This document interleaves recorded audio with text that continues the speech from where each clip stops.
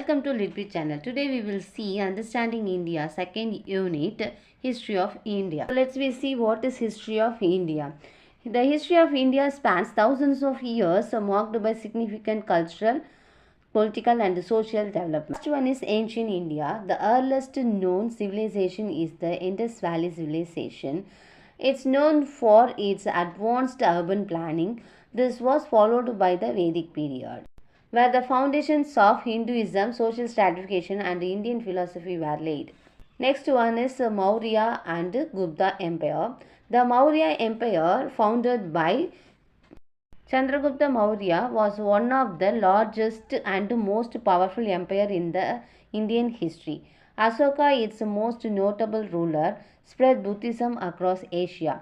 The Gupta Empire is often called the Golden Age of India, with advanced in science, mathematics. Next one is medieval period. From the 8th century onwards, India saw a series of Islamic invasion and the established of the Delhi Sultan. The Mughal Emperor, founded by Babur, brought a period of relative stability. Next one is British colonial period. The British East India Company took control in the 17th century and India became a British colony in 1858. This period was marked by economic exploration, social reforms and significant resistance movements such as the Sepoy Mutiny of 1857 and the Indian independence movement led by figures like Mahatma Gandhi. One is independence and modern India.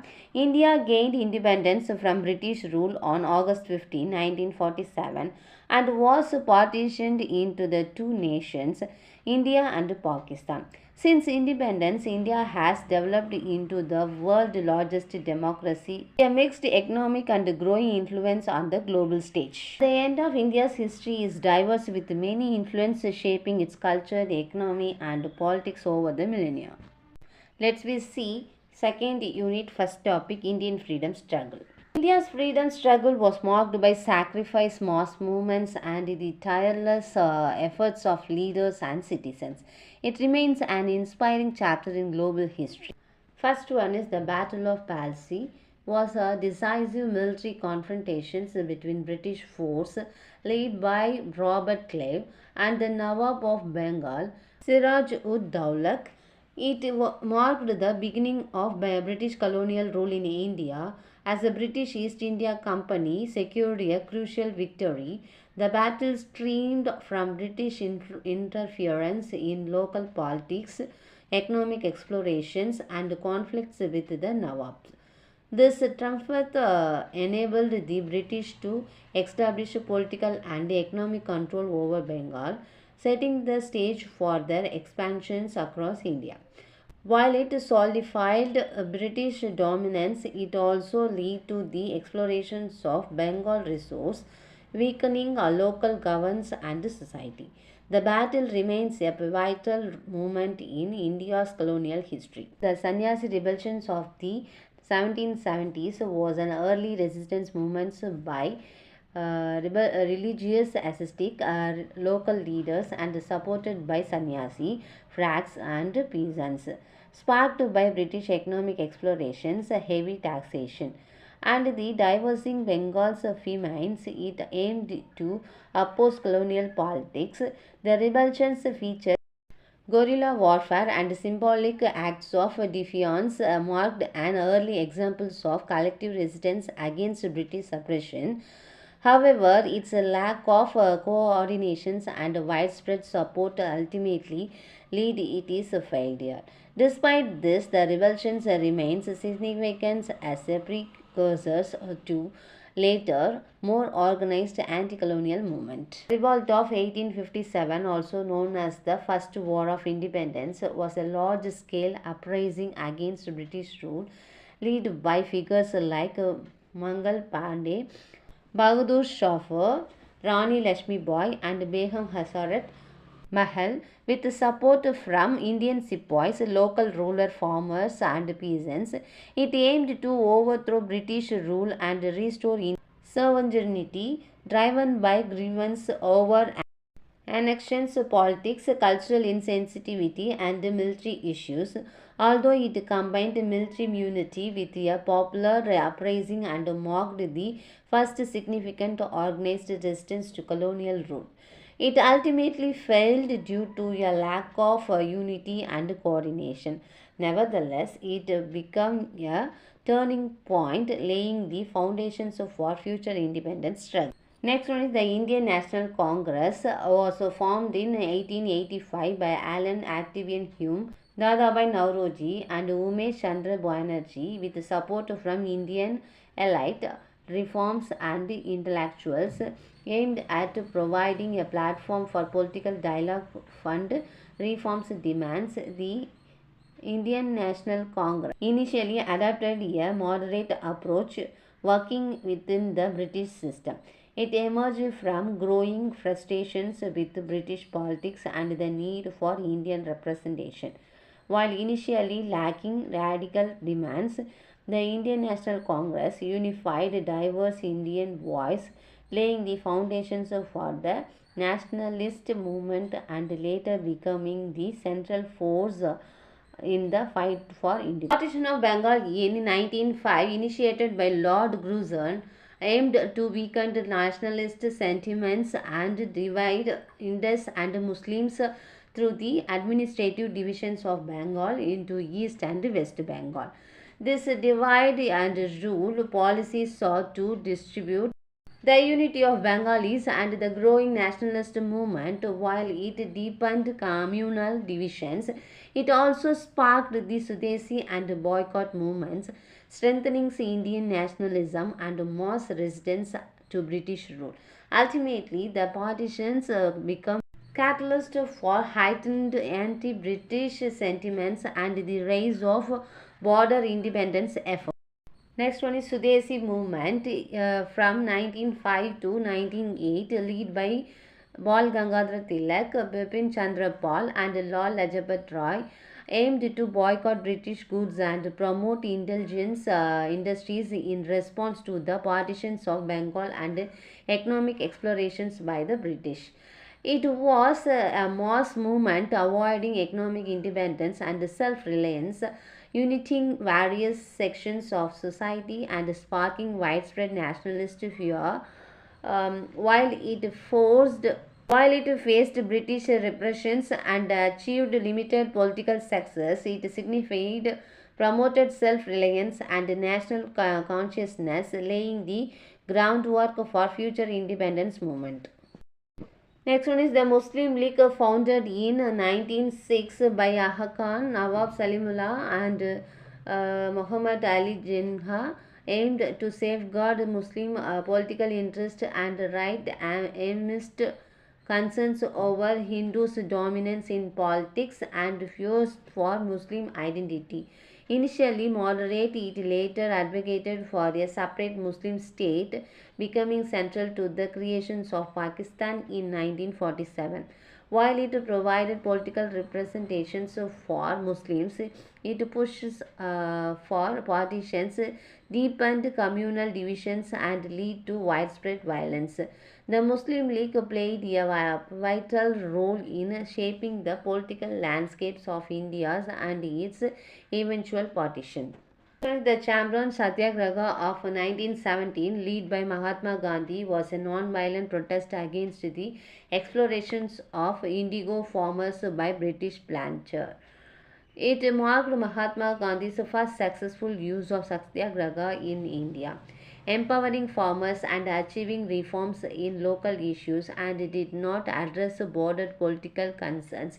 It pioneered the methods of non-violent resistance, laying the foundations for future national movements. Next one is the non-cooperation movement, led by Mahatma Gandhi, was a nationwide non-violent resistance involving mass mobilizations and boycott of British goods in institutions and harnessed to demand self-rule, sparked by the Jallianwala Bagh massacres, the Rowlatt Act and British explorations. It united people across India in a significant effort against colonial rule.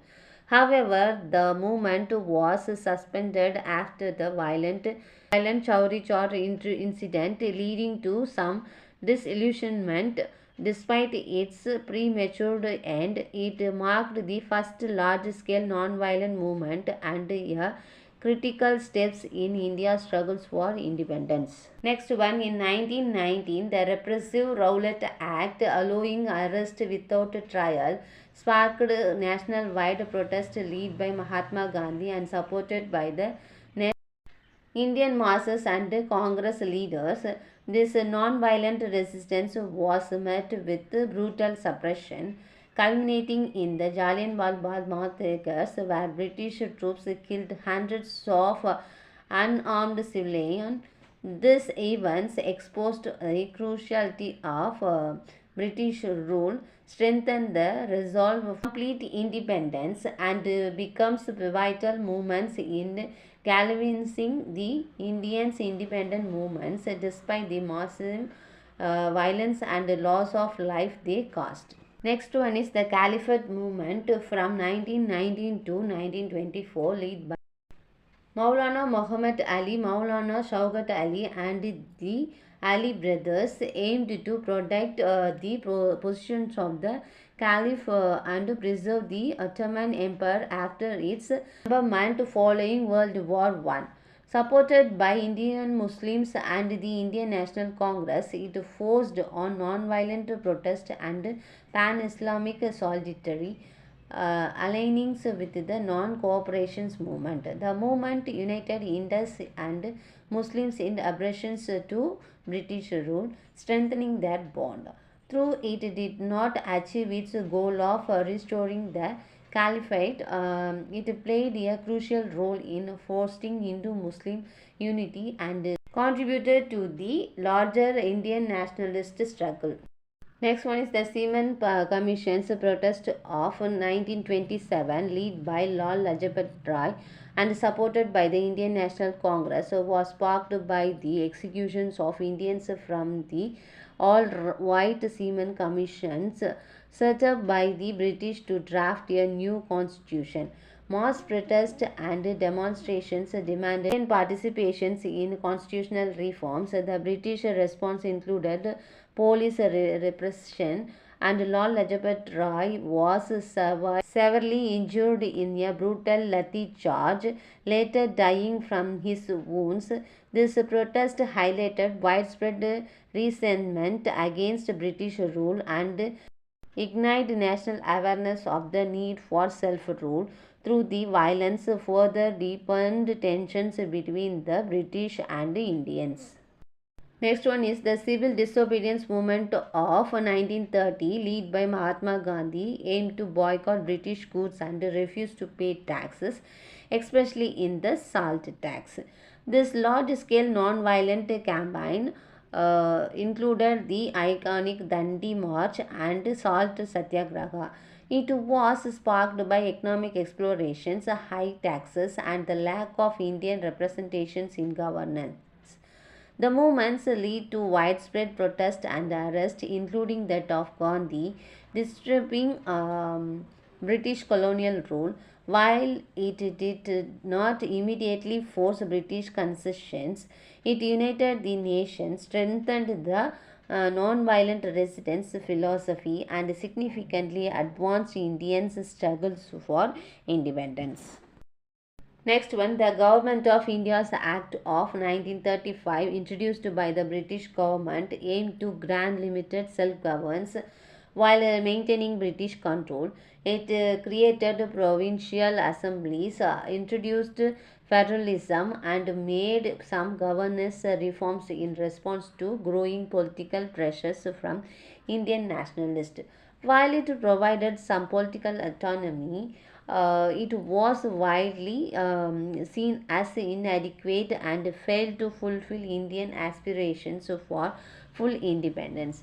Although it introduced democratic elements, it still heavily limited Indian autonomy, and ultimately it did not satisfy the demands for complete self. Next one is the Quit India movement of 1942, led by Mahatma Gandhi, called for the immediate withdrawal of the British from India. It featured non-violent civil disobedience, mass protests, and the rallying cry do or die. The movements arose from British refusal to grant independence and worsened political and economic conditions in India during World War II. While it was met with brutal repressions and widespread arrest, it clearly demonstrated the mass desire for independence. Despite the suffering caused by violence and arrest, the movement marked one of the final, most intense calls for independence, paving the way for the end of British rule in India. Next one is the Indian National Army, led by Subhash Chandra Bose in the 1940s, aimed to secure Indian independence through armed struggle with support from the Axis power. Bose's approaches was radical and military, opposing Gandhiji non-violent methods and involving forming the INA and collaborating with Japan. While the INA was eventually defeated, it introduced a new dimension to the independence struggles, inspiring nationalist sentiments and demonstrating India's willingness to fight for independence by any means. However, it is collaborate with Axis powers made it controversial and it did not achieve military victory. Despite this, Bose and the INA played a crucial role in shaping the final phase of India's freedom movement. The Naval Mutiny of 1946, led by Indian naval sailors and supported by workers and civilians, was a protest against British mistreatment, poor conditions, and general dissatisfaction with British rule. The mutiny, which begins in the Royal Indian Navy and spread to dockyard and other sections of the armed force, included widespread strikes and protest in major ports like Bombay, Karachi, and Calcutta.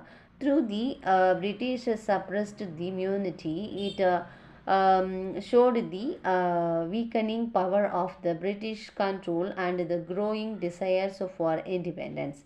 Despite its lack of coordinations and political leaderships, the mutiny became a significant symbol of India's resistance and hastened the independence movement. Next one is the Mountbatten Plan of 1947, led by the Lord Louis Mountbatten.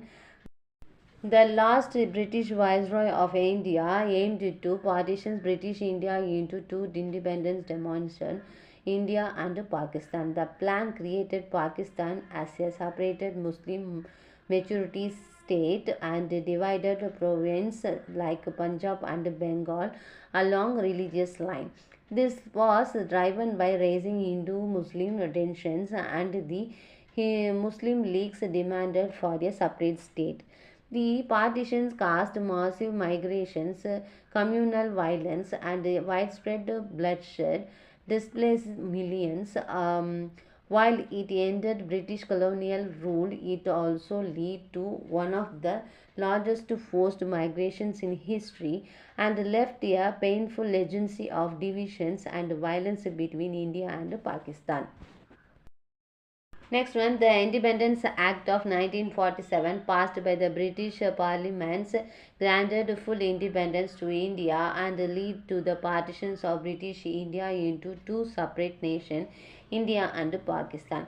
This act marked the culminations of years of struggle by Indian nationalist movement like the Congress and the Muslim League and the weakenings of British power after World War II. India gained independence on August 15, 1947.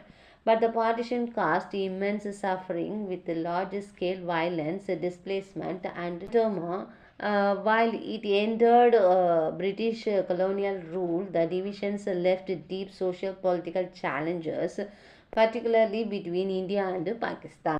India's freedom struggles was not just a fighting for political independence but a social and cultural awakenings that reshaped the national identity. It stands as a testament to the resilience, sacrifices, and unity of its people. Let's recall the chapter. What is the Paika Rebellions of 1817?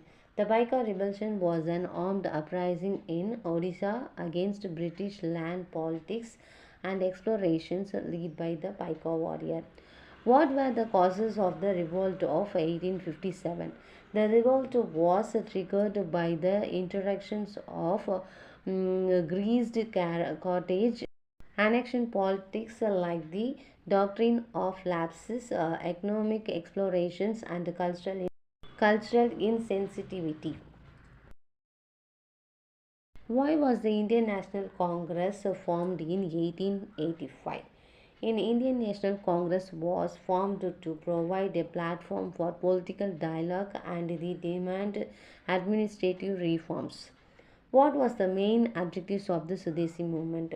The Sudesi movement aimed to promote Indian goods and boycott British products as a response to the partitions of Bengal in 1905.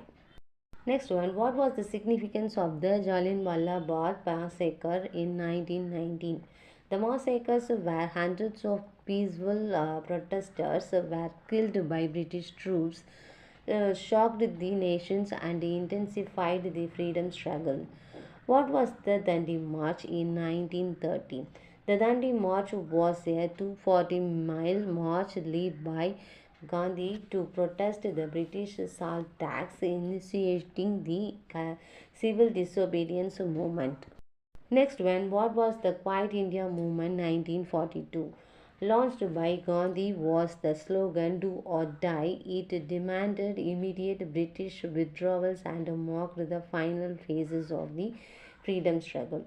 What was the Mountbatten Plan in 1947? The plan protested the partitions of India into India and Pakistan, leading to independence but causing widespread communal violence. Thank you, viewers. Thanks for watching this video.